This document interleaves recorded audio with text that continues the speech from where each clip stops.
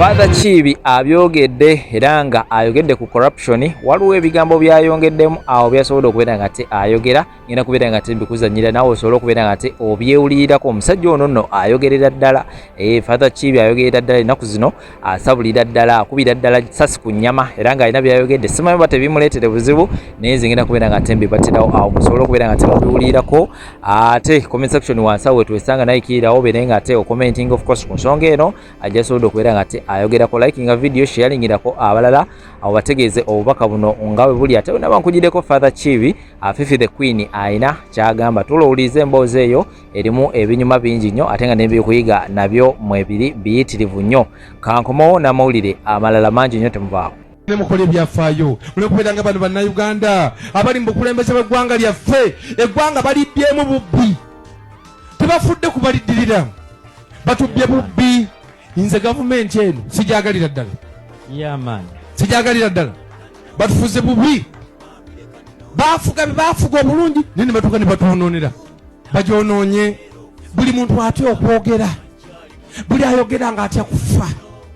Tebagala kubagamba, naye tubonabona ne tugenda mu malwaliro mazima. Nolengera mukadde bwo nga tiyandifudde, nolwokuba tewali ddwaliro, olumbe lumukubye ali Rakai, wamuvugira omuntu wamutuuse mulagira nga afudde. Tulina abantu mangi abafudde naye nga tebandifudde. Abantu abali after authority, after ranks, after power, not service. Ebonoonye eggwanga lyaffe. Katonda atwagaliza, Katonda akwagaliza. Bino byogamba Mukama yasazeewo ofe nga muwaafu, ebyo bibyo. Mukama yakuwa omutwe gulimu 14 billion cells. Kinnuma nnyo abalina emitwe minene giringa nsujju naye nga temuli kantu. Numiwa nnyo mwenna abakyala abalungi ennyo n'abawala abalungi, muli bamyufu ne muzikiza mulabika naye nga emitwe mikalu. Mbozeeyo gye ngenda obbanyumiza. Si ya mikolo. Ya baby shower. Nanyini mboze nangambye yagyogerako ku Facebook, I think wangambye, siri so sure, naye abafollowing mba mwagirabako tunyumirwe. Manyi ngenda n'ensoma mu message munsindikidde olwo n'omuvubuka omulala eyanyumiriza eky'omusajja oli twali twogerako kyamutuukako. N'agamba naye ye mukazi we teyafiiringako sorry ne family y'omukazi yeegatta ne bamussa waaja. Akati olwatuuka tumuyite mannya ki? Ngeri gyali mannya ki? Tumuyite Lucia. Nga Lucia asoma ne mikwano gwe nga babeera ba bestie, nga bava mu bwa bestie nga bafuuka bu sisters. Kati munnange bwe bagenda nga basoma emisomo gyabwe, bagambye basoma n'ono omuwala kuva mu primary yaabwe era they are coming from the same village. Nga basoma agambye story eno yaginyumyako ko n'omuntu omu banga bali ku Facebook oba yagiwandiika yagiwako oba omuntu n'agiwandiika naye teyagimuwa mu details. Kati amnyinyonnyodde, njagala mbanyumize. Munnaayo Lukia ng'afuna mukwano gwe tumuyite Magi. Lukia ne Magi nga babeera ba mukwano, basomera mu ssomero primary ne bayingira secondary ne bayingira university ne bagraduatinga. Lukia yayita nnyo okusinga kwani ku Magi, naye tekitegeeza nti ne Magi yali musiru. Wabula ono grade ze zaalingako ko waggulu ku Magi.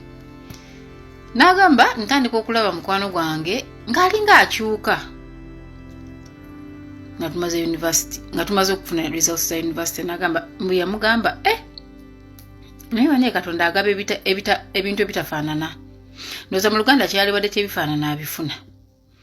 Namugamba kikyo tegeeza kunaga akati gwe omunaku onsinze n'okuyita nga neza graduation tulina zikusondera.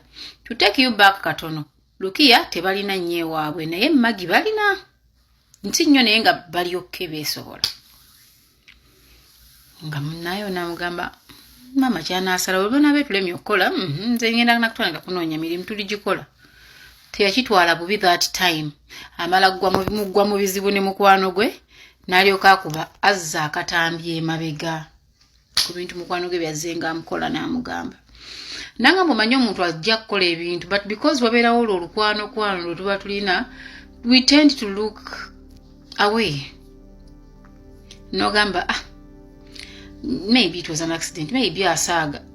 Era nze ngamba nnyo abantu, pay attention to all the jokes your friends say, pay attention to all the words bakwano be boogera nga befudde batamidde, pay attention nga bayogedde ebigambo byabwe nga bali mu busungu.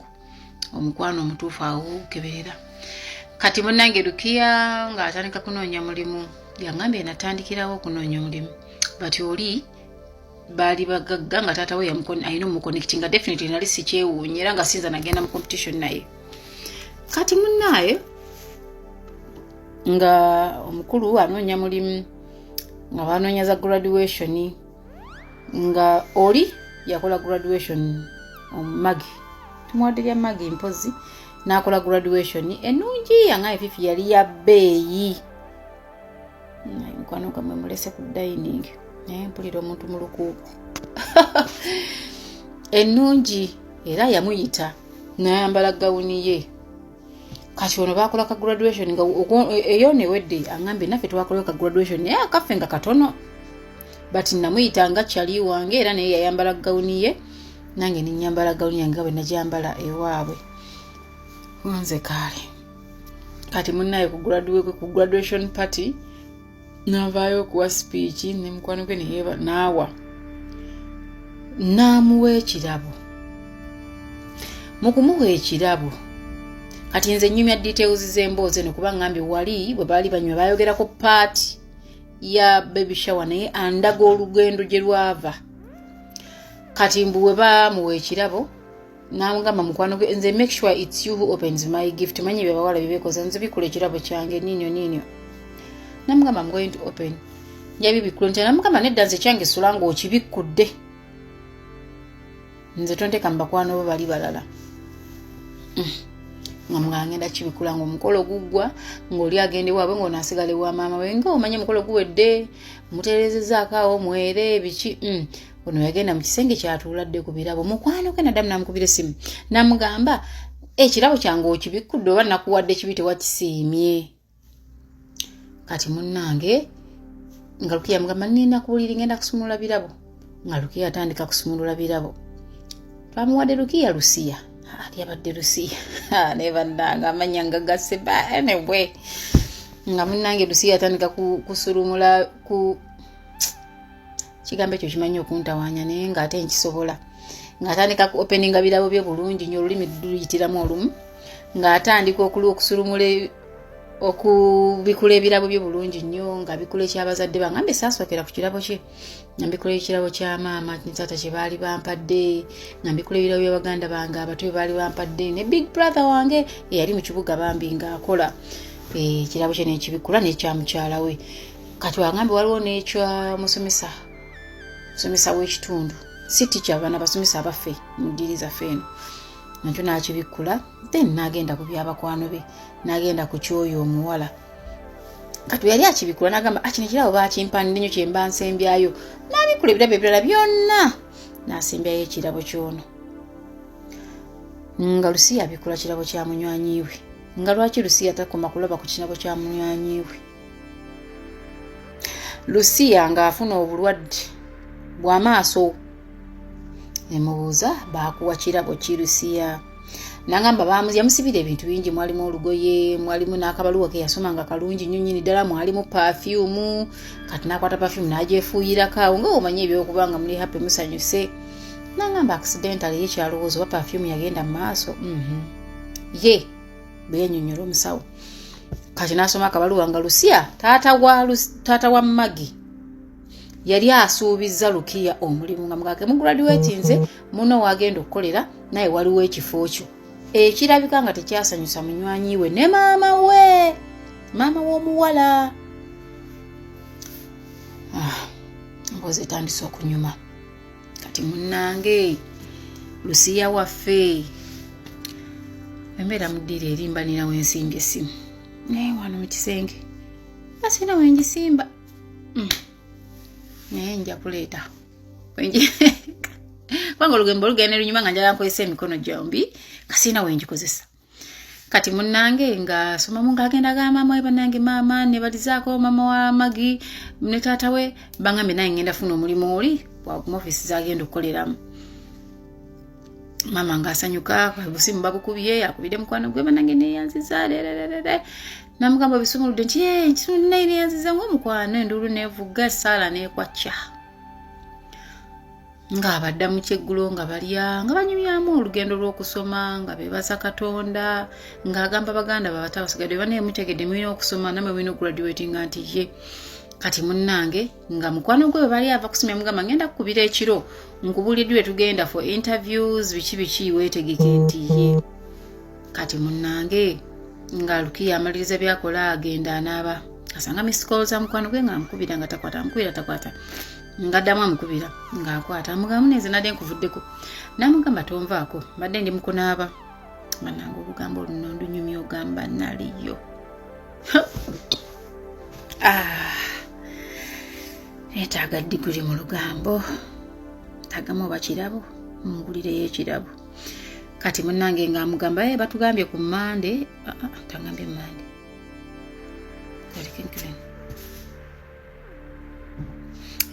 nti batugambye olunaku olwokuna tulina interview mzee ajja tutwalako mu motoka ye tukole interview nze naawe tugende tukole kyaba mugani munaye tuli bamukisa tusomedde wamu tutambulidde wamu tugraduate nze tugenda nakukolera wamu ko ye mukama munanga atubulesinze Lucia ko Magi kansuubire tetufumbirwe wamu nga baseka nga abawala babe mugamba lwa mukaaga nakula graduation Mukaaga, Sunday, Monday, Tuesday, Wednesday, Thursday. They were like 5 days. Kati munnange ng'amugamba kansubire tuli Fifi the Queen mukyala nsuuga wano temwogera nti trademark anje erabidde n'abaddiza olugambo lwange mmwe kati munnange nga mukwano gwasaagamu ng'amugamba kansubire tulifumbirwa kumu oba wamu mbono kyava mugamba kyogamba ng'era tufumbirwa Haji namugamba ne bakisaka ne bakivaako kati nakuzalinga 5 4 olwokutano nga balina okugenda like the 5th day nga munnange yano yebaka enkeera yazukuka nga alina akasekerezi ku liiso angambye akasekerezi ne kanuma ndiso ne ntakula nitandiko zimba ne limyuka ne tugenda mu ddwaliro awo ne bampa akadagala nteekeko ng'eriiso teriwona ne bannyongerayo mu ddwaliro nantwala ngambye oba Mengo namugamba oba amaaso geetaga kulongosebwa genda Mengo balabe najja Mengo mu maaso ngamugamba kino tekitaga kulongosebwa buno obuntu bulumanga abantu kirwa kwagwa wakasunye nnyo ng'agamba bannange sinnakasunanga akantu kazimba eriiso lizimba limyuka nga bamuwa eddagala nga bamusa ku treatment literally ngaddaka ne treatment ye ng'amira eddagala nga ngambye akantu ne kamala ne kakka n'eriiso ne livaako red angambye naye mba mmalawo eddoozi yange gye bampa nembeera nga sikyalaba bulungi ne ngamba abeeka bannaye amaaso nga tegalaba nfunye ekifu ku maaso ne bagafuuwa mwawe buli omu n'ayitayo ku ddagala egganda tewonyezaamu omusulu kolayo kino kolayo kiri nagamba brother wange yalaba kipasistinze nagamba tuddeyo wa tuddeyo Mengo ne tuddayo Mengo I think that is Mengo eddwaliro liri awo waggulu ne baddayo bwe baddayo omusawo amukebera agamba kaawonye nti ate kati site gye siraba nina ekifu ku maaso omusawo n'amukebera ne bamuwa akadagala era ak'okutonyezaako n'oba ngambe n'obukerenda naddeeka namugamba bw'ali malawo adde nga omanyidde amalwaliro bakugamba malawo okomewo n'agenda era bwe yamalawo actually nga tannamalawo bwe yaddeeka n'amira eddagala the next day nekigeetinga was nga maaso gafiira ddala ayina ennaku mbala okgenda ku interview ey'omulimu munnange nga maama we amukwata amutwala ku ttale aleme muleka waka kubanga yali amaaso getegalaba bulungi alina okulima ate omwana akoze ki amaaso gatabuse nga bafuna byakunywa byawo nga kiira ne maama we nga amutuuza nga onooba olima n'otuuza omwana waawo nga balima namugaba naye bannange maama ebizibu bijjira abatabyagala interview etuuse ate amaaso gafaaki biki nga ne mukwano gwe bambi ajjanga n'amukeberako ku nsi teri kibi nga muntu akuyiribya nga akuyinako access nga akukeberako nalaba oba ogezemu naddamu n'anywezaamu eyo si mwangu munnaye nga mukangambe mukwano wange yajjanga nandeeteranga n'ebyokulya nananfaako nangamba tofaayo amaaso gegawonera Kasaddadi akyaliwo ojja kugenda okola interview nga munanga abeeranga mukaaba nakusaba kati nga maama we yamutwala ku ttale emirundi gyali ebiri omulundi ogwokubiri baba batudde ne wayitawo bano abasajja mbu abatambula balanga eddagala abo abasajja ababeera n'enjeyo mbwe z'eŋŋanda abamu baba batunda oba obusuwa bwe bityo n'ayitawo awo n'abuuza maama we ng'amumanyi mukyala wakukyala ayitangawo awo amumanyi nga onogamba maka g'abaagundi awo muli mutya bannanga ate eyatikkirwa akola ki mu nnimiro atudde na butuuzi bano be balina amaanyi balina okuyamba ku bakadde mbu omwama kyava agamba omusajja munnange omwana teyanzibyeko amaaso omusajja nazza akagaali ke emabega namugamba okuzibako amaaso kutya namunnyonnyola namugamba ii agambye omusajja ono oluganda lwe terwalinga nnyo lulungi ayogeranga bano abasajja abakiga bajjanga okulima mu nnimiro z'abantu namugamba omwana aziba atya amaaso mbunajja namukanulamu bw'ati amaaso namufuuwamu nagamba yiyi omuntu yakamala okusoma n'aziba amaaso bw'atyo nti munnange ye twagenzeko mu masomo malwaliro amazungu tebalaba nnyo buzibu ne batuwadde akadagala tutonyezeeko kono nti kale nja kubuuzaako enkya naye katubasabire mubeere bulungi maama kyava mugambira awo poyina yo ku ddagala eggandaganda kuba byonna tubikozesezza simanya ng'emisulo simanya amajaani amaaso gongera kola ki fa mbunga omusajja mugamba nja kufunirayo ku ddagala nze nange ninayinayo ku ddagala eryo eri maaso biki nga maama agamba kale ng'omuwala yeeyanza ng'omusajja amugamba weeyanza nakyo tannalaba leka naawe mwanattu nga omusajja yeegendera nga bano bamaliriza okulima maama akwata muzibe we fureshi nga bambuka nemubuuza nga tulabira muda nangamba nga ndaba alabamu naye nga kitono ng'ekifu kigenda buli lunaku kyeyongera kirya sikulisa eyo ng'esigadde ennaku nga 2 bagende ku gundi ku interview nga mukwano gwamukubira essimu nga mugamba bannange muzibe mbunga yamukazaako lya muzibe out of jokes and ze waliise jokes mbunga namugamba nagganaza okumpita muzibe nze ngenda kuwona nga baseka nga bakivaako namugamba nange mbadde keberako tulabeeyo inamu akalabalaba osobola ogenda mu interview biki nga mugamba omusawo yangambye nsooke mpummule ate n'omutwe gunnumirako engeri oba gye mba ndowooza ennyo gye neeraliikirira kanninde tulakandabe mmanda oba naaba nteredde nti ye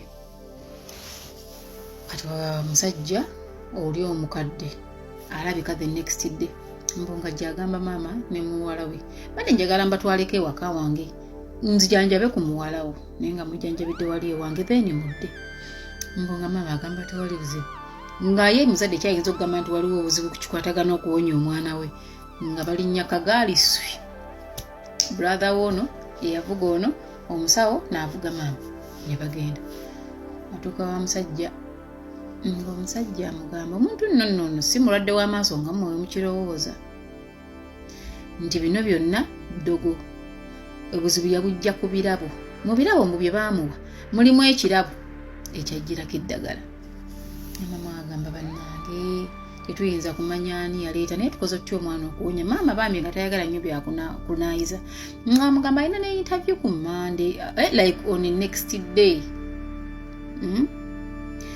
ya mulimu nange nga bwomanyi tukoze tutya omusajja amugamba munnange ate omuntu akibakola wano mbwe omutima mbwe ebintu byange bindaga nga wakuluse benju nnyo omusajja teyagenda mu details kubagamba who is doing what namugamba naye weegendereze nnyo abantu tandika okubaako ebintu byeweesigaliza like omiremireko don't over open up to people cause tomanyi ani akukola kino omuwala agakaaba nga maama agakaaba bagakaala bakola batya ng'omusajja mbw afuna budagala ng'afuuwa mu liiso ly'omuwala shushu ng'amuwa obudagala ng'agamba maama mugenda omubike omunyokeze anaabeera eddagala anyweko lino batonyeze banaabe bayenge batonyeze mu maaso nti ye agambye fifi omusajja yamponya amaaso after 2 weeks naye nga interview ewedde omulimu guyise oli agenze n'akola.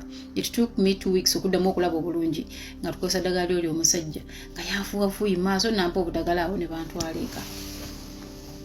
Kati munnaye kubanga ezzungu ngamba lyali liganye nga batunyizako tewali n'abeera awo. Kati taata we oli omuwala yajja kulaba ku muno bangambye amaaso gateredde nti ye oliredde ogenda ku mulimu nti ye nti kale ojja genda wayise weeks 2 munange nga nono bamuolunaku lwagenda ku mulimu nakubira mukwano gwe wasula bakyankya esaala bagisimbudde bakoze batya nga yetegekera genda ku mulimu ku interview ng'agenda ku interview ng'agiyita. Kati ku mulimu eno gye yagenda yasangayo omuvubuka bano abalungi abahanka si nnyo naye yangambye omuvubuka omulungi si musajja mukulu ate nga yali omundoza ku bantu baba directors I don't know. Nakamba nze nakola gwe ne yankozesa interview nenjiyita ne tutandika okubeera ab'omukwano just friendship but tekyasanyusa mukwano gwange era nampita nantuuza nambuya nangamba toswaza taata wange n'okolera emize emibi wano ku mulimu we yatuleese tulina omuwa ekitiibwa babosi wawe ekitiibwa oyo bosi waffe mugende mpola saga taata wange anyiige nti naleeta omuntu eyamuswaza biki namugamba naye siina kikyamu kyenkoze just akozeseza interview n'atandika okukola bwe yatandika okukola ne babikaminga close n'omulenzi ng'omuwala agezaako okwewala omulenzi naye ng'omulenzi ali nnyo ku muwala. Mbinyiiza mukwano gwe nangamba lumu twali tudda nga taata we yatuvugako tuddaka munatandika emboozi y'okunyumyanyoni mukwano gwe n'asuulawo layini munagamba taata yona bananga abanaku balina olukisakisa. Can you imagine Lucia kati naye akola ssebo muwano asomye graduate nze olina olukisakisa ko taata we nkyaye nsi teriiko munaku yono Lucia yangamba taata w'omuwala kyeyaddamu nagamba ensi buli muntu esobola omufuula omunaku so tekiriiko asooseeyo naani